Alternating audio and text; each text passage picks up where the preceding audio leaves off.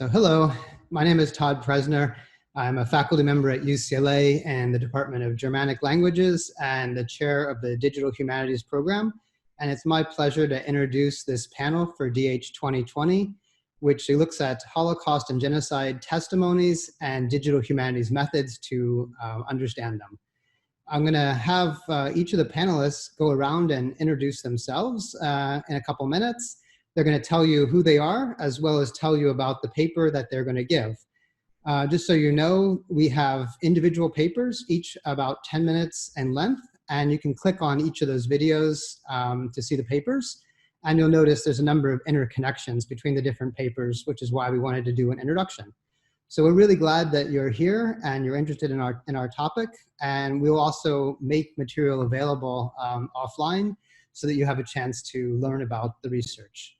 So a little bit of background about the panel. What we've been doing through a collaboration at UCLA and also with USC, the University of Southern California, is working on digital humanities methods to study Holocaust testimonies at scale. And one of the things that has happened over the last maybe 15 or 20 years is a vast number of archives have begun digitizing their materials and making them available to researchers who are interested in text analysis, text mining, various kinds of data visualizations to understand the massive corpus of information, perspectives, and human stories that comprise Holocaust and genocide testimonies. For our panel, we actually will be working with some of the earliest recorded Holocaust testimonies from 1945 and 1946.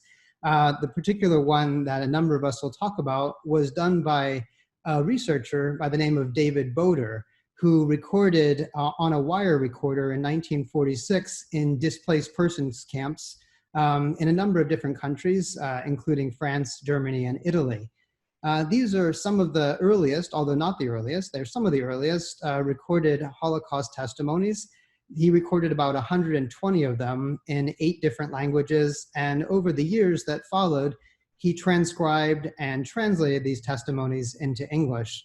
So that's one of the corpuses we'll be working with. We'll also be working with a number of recordings that were done in Hungary as well at the end of the war in 1944, 1945. And I'll let my colleagues introduce more about those panels, about those testimonies. One of the, over the years that followed, as we got further away from the end of the Second World War and the displaced persons camps, is a number of institutional responses and archives began to come online and began recording projects with Holocaust survivors in the United States, in Israel, and really all across the world. The Yale Fortunoff archive began in 1979. Today, the archive has over 4,400 testimonies, and most of these were recorded in the 1980s and 90s and represent one of the first sustained attempts to use audiovisual testimony in an interview, a dialogical interview format, to talk to survivors and understand both their life stories as well as the specific events that they went through, how they remember those events, and what meaning those events has, what meaning that it has for historians, survivors, the Jewish community, and of course the world at large. In the 1990s, Steven Spielberg, following on the success of Schindler's List, began the USC Shoah Foundation Visual History Archive, as it's called today. He began that project in 1994, shortly after the release of the film and its success, mainly because he was interested in preserving survivor stories at scale. They had very large ambitions to record hundreds of thousands of testimonies. It didn't quite get to that extent, but today there are around 55,000 testimonies.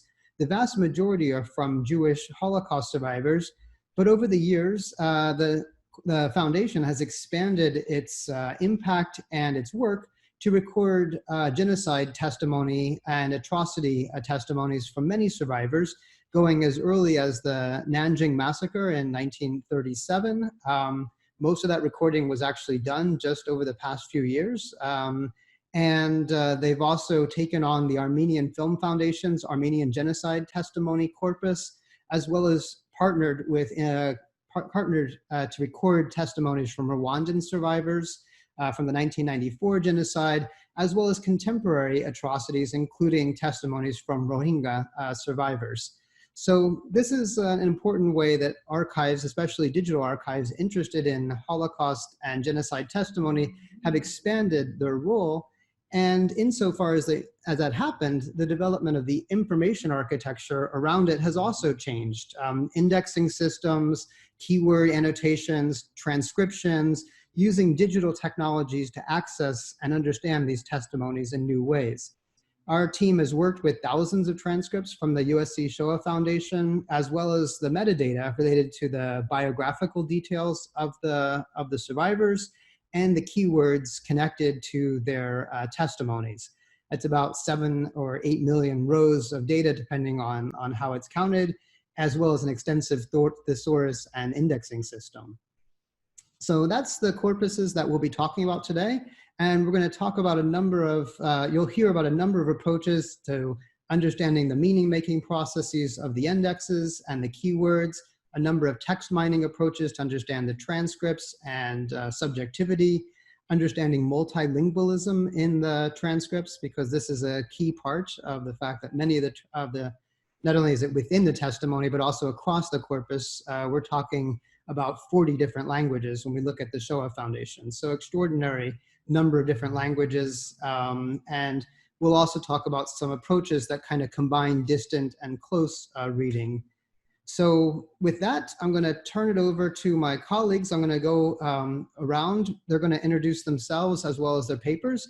And then we invite you to listen to each paper individually. Thank you so much for being here. And without further ado, I'm going to turn it over first to David Shepard. Thanks, Todd. As Todd said, my name is David Shepard. I'm a former research projects developer at the UCLA Scholarly Innovation Lab, currently at Evidation Health. I got my PhD in English from UCLA in 2012. And my background is in a lot of things, but a lot of it is in text mining and natural language processing. While at UCLA, I did a variety of work on this project over the past few years, and today I'm presenting a paper called Saying I versus We, an analysis of pronoun frequencies in Holocaust testimonies in the 1940s and the 1990s. It's been said that in the 1940s Holocaust testimonies were more interested in gathering documentary evidence of atrocities, while 1990s testimonies were more interested in the personal experiences of survivors.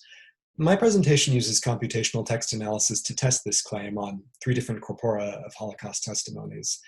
It examines the amount of time testimonies from both decades spent on documentary evidence and on personal experience. And I show that there are differences in the amount of time that testimonies from these different decades do spend on these topics, but there's also a significant amount of attention to both subjects in all testimonies. Great, thank you. So next up, I'd like to introduce Anna Bonazzi. Hi, everyone. My name is Anna Bonazzi, and I am a PhD student in Germanic languages at UCLA. My background is in German, French, digital humanities, text analysis. And today I'm going to present a paper entitled Trauma, Memory, and Multilingualism, a computational analysis of David Boder's early Holocaust interviews. My work explores questions of multilingualism in the expression of traumatic memory and the potential of computational tools to find alternative and more insightful methods of content indexing in large collections of interviews with genocide survivors. In particular, I'm working with David Boder's corpus of early interviews with Holocaust survivors from 1946. And I take a digital humanities approach to text analysis to try and understand how survivors frame their experiences, how they use code switching, meaning how they change language when talking about their traumatic memories, primarily German, Yiddish, English, Russian, Polish. And I try to use text analysis tools, such as engrams and others, to identify patterns in how they express themselves and what they withhold, rather than just looking at what they say. Great, thank you. So next up, I'd like to introduce Rachel Deblinger. Hi, as Todd said, I'm Rachel Dublinger. I'm currently the director of the Modern Endangered Archives program at the UCLA Library, and I have a PhD in history from UCLA from 2014. My research focuses on early expressions of Holocaust memory and the ways that survivor narratives have changed over the past 70 years.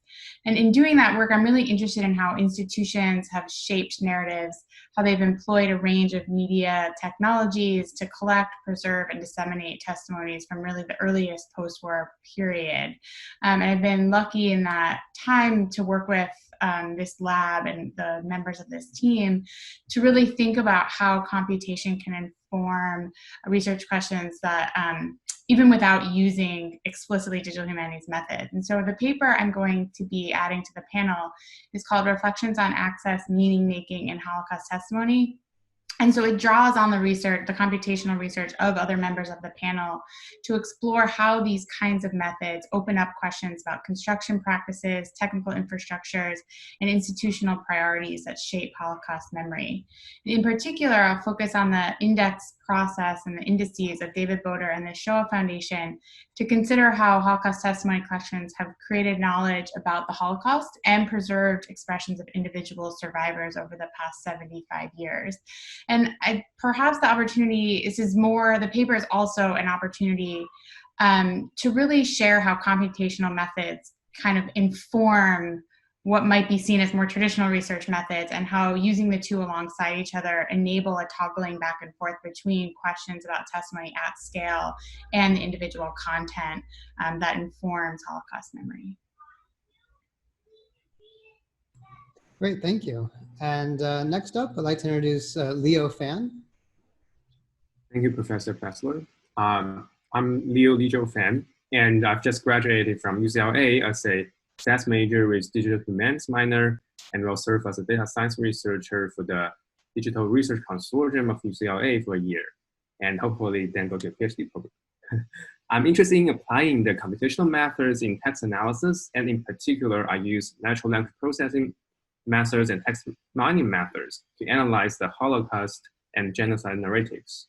In DH2020, in this panel, I'm going to present our work of using data inquiry methods to perform the distant reading of thousands of Holocaust genocide testimonies across genre. And I hope the results can be inspiring, and the methods we're going to use can be applied to more related fields. Thank you. Thank you. And I'd like to finally introduce Gabor Tot. You're up. So my name is Gabor Tot. I'm a research fellow of the USC Viterbi School of Engineering and the USC Shoah Foundation. I specialize in the study of Holocaust documents with method of data science. In my paper, I studied the role of solidarity in the memory of Auschwitz survivors, and I specifically focus on the memory of food sharing. Methodologically, my paper draws on a mathematical tool called Markov chain. In the paper, I argue that among women, solidarity was much stronger than among men. Thank you. Great, so thank you all. We're really glad that you're interested in the topic, and we invite you to listen to the individual papers. Thank you all, and take good care. Thank you.